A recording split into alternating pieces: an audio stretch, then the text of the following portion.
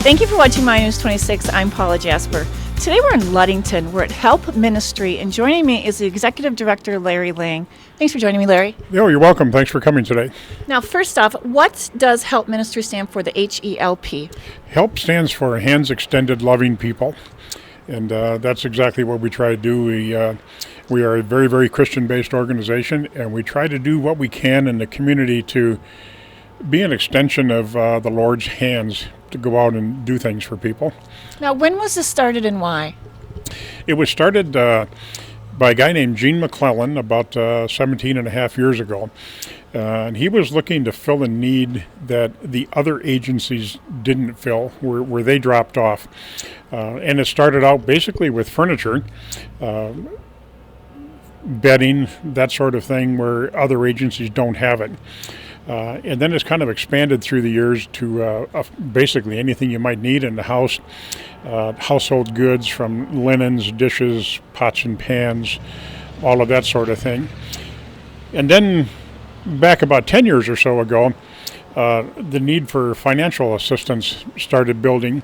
And initially that was for medical transportation, primarily for seniors, but for anybody that needed transportation to medical appointments. So we send drivers out literally all over the state, Muskegon, Grand Rapids, Traverse, Manistee, Traverse City, Ann Arbor as we need to, anywhere that somebody has to go. There's never a cost at all to the client. We do reimburse the drivers. They use their own cars, so we do reimburse mileage to them. For those that take it, some of them don't take it anyway.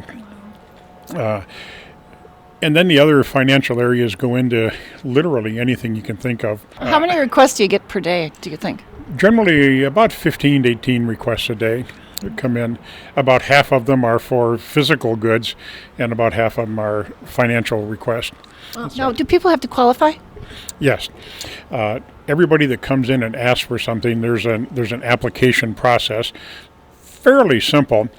They need to give us a little bit of information about themselves. We want to verify that there's actually a need. And oftentimes, too, on the application, or not oftentimes, the application asks for how many people are in the household so that we know how many dishes to give them. Do you need a couch, or will a love seat do it? Or, how many chairs do you need? That sort of thing all depends on how many are in the household. Financial needs are a little different, and we do need additional information on them. First of all, proof of the need, in that if it's an electrical bill, for example, we need a copy of the electrical bill. Our payments go directly to the company, not to the individual. So we need verification of that. And we also need a signature. For financial things, we need a signature and permission to be able to look into their their electric bill or utility or whatever it is. Now, I know you have a huge block of volunteers that make this work. We certainly do.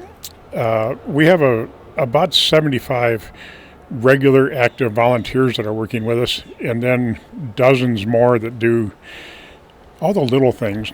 Now, how do people get more information? Do they come here? Do they call? Both. They're always welcome to stop in. We're open 9 to 3, 5 days a week. So they can stop in anytime, and we get many who stop in. They can also call us at 231-843-6811, and we'll take the request over the telephone. If it's a financial request, at some point we do have to have a signature on the form and things, right. but many of them come in that way. We even get requests in by email. Now, we should probably give you your location. We're in Ludington at 910 East Tinkham Avenue in Ludington, right near where the school is, just down the street from the schools. And we're in a pretty good location. We have a very nice truck that we bought, but most of it was donated to us. And everything we have is donated. We have some money come in, donation dollars. We don't get any government funding at all, except for that there's the Council on Aging provides us some grant money to help with senior transportation issues. But other than that, everything we have is donated. We have a major fundraiser in August each year called the MAD Bike Ride. MAD stands for Make a Difference.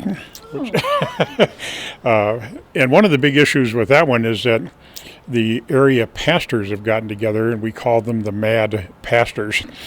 And they bring in huge amounts of money to support the program. And that's how we can do what we can do. Thanks for joining me, Larry. You're welcome. Thanks for being here today. Paula, Jasper, Ministries in Ludington.